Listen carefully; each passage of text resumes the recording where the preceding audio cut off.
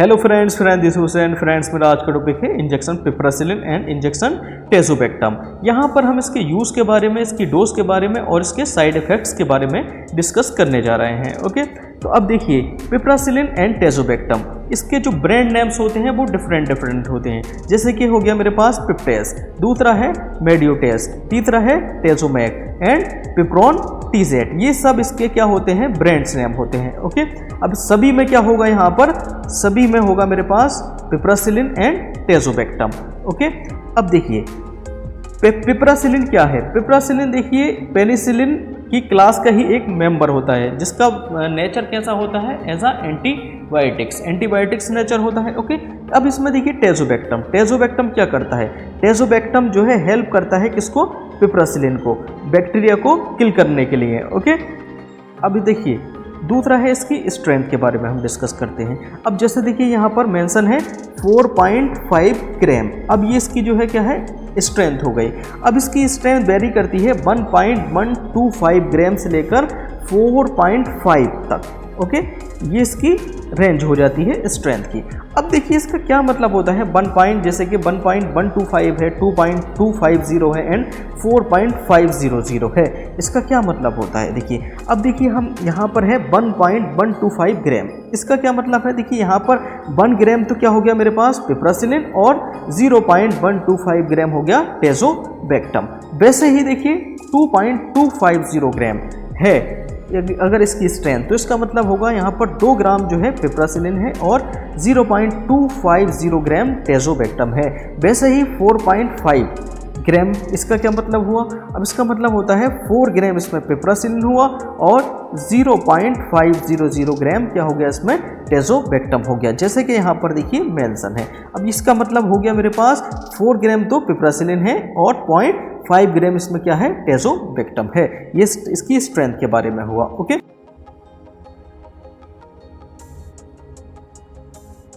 देखिए हम यहाँ पर इसके डोज की बात करें तो डोज जो है किलोग्राम के हिसाब से, अगर पेशेंट का वेट 60 किलोग्राम है तब कितना डोज देना है, 5 से 6 किलोग्राम है तब कितना डोज देना है, 10 किलोग्राम है तब कितना डोज देना है। तो जो है किलोग्राम के वेट के हिसाब से उसको डोज हम रिकमेंड करेंगे। ओके, जैसे कि 5 to 6 किलोग्राम अगर किसी पेशेंट का वेट है तो उसको कितना डोज देंगे, 500 मिलीग्राम देंगे। अगर 37.5 से ज़्यादा है वेट तो कितना डोज देंगे, 4 ग्राम दे सकते हैं। अगर देखिए यहाँ पर आता है अगर 60 किलोग्राम का अगर कोई पेशेंट है तो उसको कितना दे सकते हैं, 4.5 ग्राम जो है उसको रिकमेंड कर सकते हैं। ओके, अब देखिए 4.5 ग्राम का जो है मेरे पास ये इंजेक्शन हो गया, ड्राई इंजेक्शन है, तो इसको जो है हम डिस्टिल्ड वाटर में जो है मिक्स कर लेंगे और इसका सॉल्यूशन बना लेंगे। कितना सॉल्यूशन बनाया मैंने यहाँ पर, 10 ml सॉल्यूशन बनाकर सिरिंज से जो है स्लोली IV हम यहाँ पर इसको दे सकते हैं। ओके,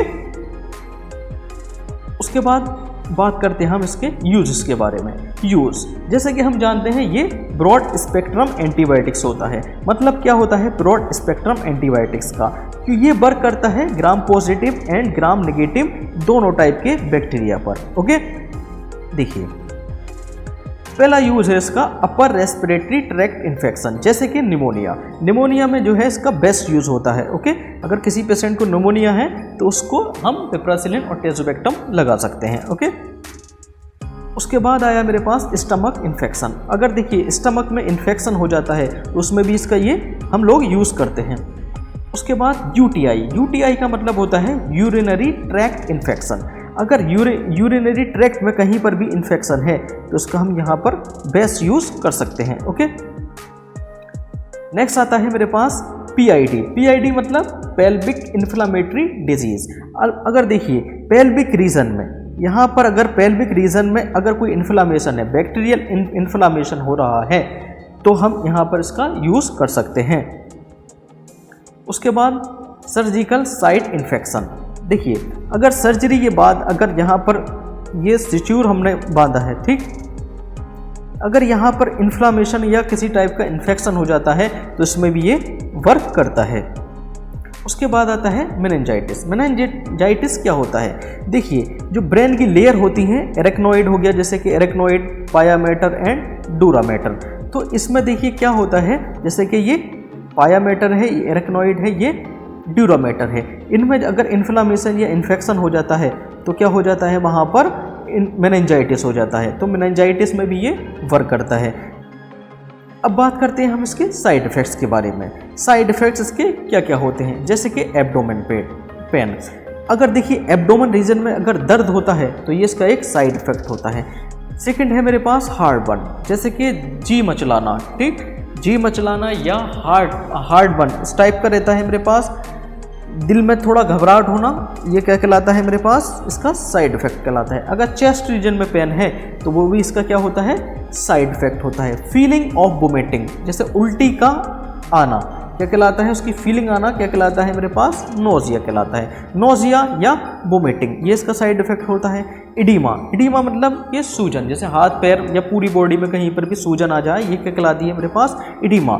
या इसके बाद जो है एलर्जिक रिएक्शन, एलर्जिक रिएक्शन भी इसका एक साइड इफेक्ट्स होता है। ओके, अब यहाँ पर ध्यान देने वाली बात ये है कि भाई अगर कोई पेशेंट किडनी डायलिसिस पेशेंट है तो उसको यहाँ पर ये इंजेक्शन देना अवॉइड करेंगे।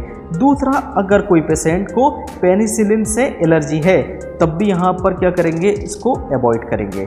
अगर देखिए सबसे पहले यहाँ पर होता है एक टेस्ट जिसको हम बोलते हैं PAST टेस्ट, ठीक। PAST टेस्ट क्या होता है, पेनिसिलिन एलर्जी स्किन टेस्ट। इसमें हम पहले से ही जो है एक स्किन टेस्ट कराते हैं, इससे पता लग जाता है कि भाई पेशेंट पेनिसिलिन से जो है एलर्जी रखता है कि नहीं रखता है। अगर ये टेस्ट जो है मेरे पास पॉजिटिव आ जाता है तब पेशेंट को ये मेडिकेशन देना जो है अवॉइड हमें करना है।